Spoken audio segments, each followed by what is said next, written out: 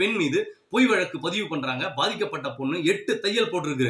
அந்த பொண்ணு மேல ஒரு பொய் வழக்க பதிவு பண்ணி அந்த பதிவு பண்ண இன்ஸ்பெக்டரை போயிட்டு நம்ம நேரடியா பேசி அதாவது சப் இன்ஸ்பெக்டர் ஆசை தம்பின்னு சொல்லி கடலூர் மாவட்டம் பெண்ணாடம் காவல் நிலையத்தில் இந்த வழக்கு பதிவு பண்றாங்க.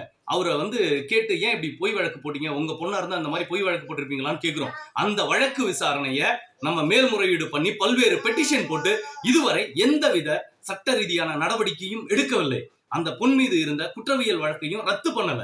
அதுக்காக என்ன சட்டம் வந்திருக்கு அதை போய் கேட்கும்போது சொல்றாங்க, அதாவது ஒரு தடவை எஃப்ஐஆர் போட்டாச்சுன்னா போட்டாச்சுப்பா, ஒன்றும் பண்ண முடியாது, அது குற்றவியல் வழக்கோ எந்த வழக்கோ எனக்கு தெரியாது, வழக்கு போட்டு கோர்ட்டுக்கு போயிடுச்சு, நீ கோர்ட்டில் தான் பார்க்கணும். வாய்தாவா 15 வருஷம் 20 வருஷம் நடந்துட்டு இருக்கு.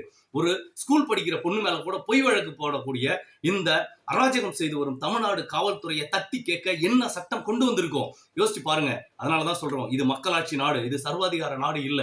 பொதுமக்களை புரிந்து கொள்ளுங்கள். அதனால சொல்றேன், இந்த